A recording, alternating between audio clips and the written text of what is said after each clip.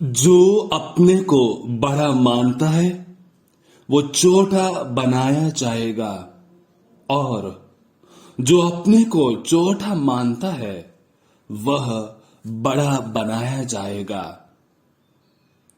सतमत्ती का सुसमाचार अध्याय 23 पद संख्या 12।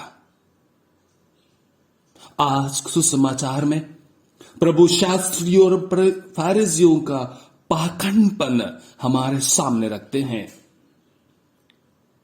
क्योंकि शास्त्रीय फरीसी बहुत सारे चीजों को लोगों को बताते थे, क्योंकि स्वयं उनका अनुसरण नहीं करते थे। प्रभु कहते हैं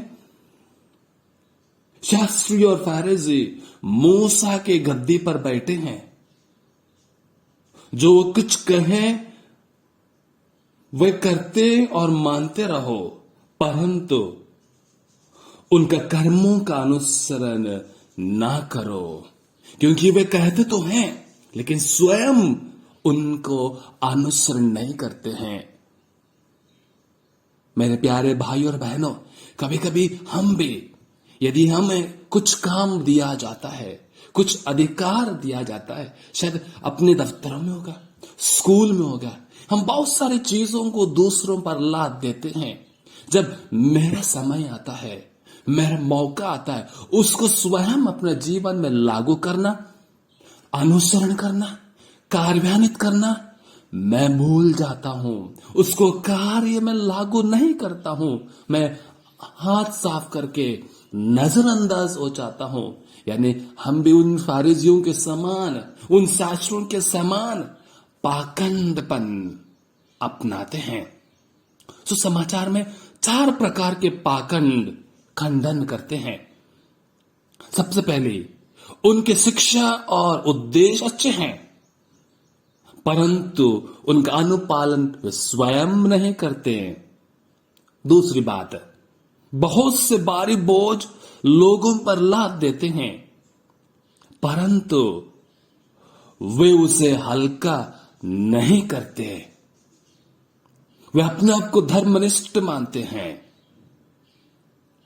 लेकिन उसका उल्लंघन वे ही करते हैं। तीसरी बात,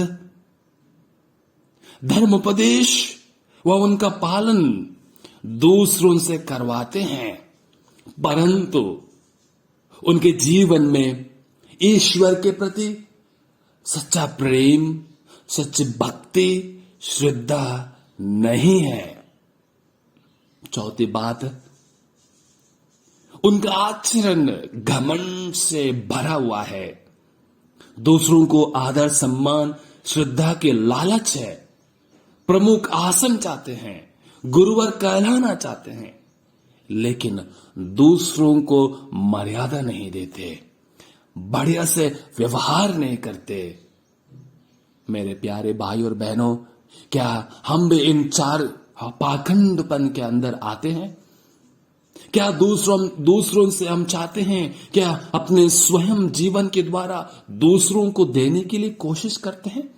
ये प्रभु ने वरदान दिया है, उससे क्या हम अपने आप को बड़ा मानते हैं, या उसके द्वारा प्रभु की महिमा, दूसरों की सेवा में जीवन बिताते हैं? अमीर है तो क्या सोचते हैं अब समाज में सबसे बड़े हैं? मनन चिंतन कीजिएगा, क्योंकि स्वयं कहते हैं प्रभु, जो अपने को बड़ा मानता है उसको छोटा बनाया जाएगा, जो अपने को बड़ा मानता है उसको छोटा बनाया जाएगा। आमीन।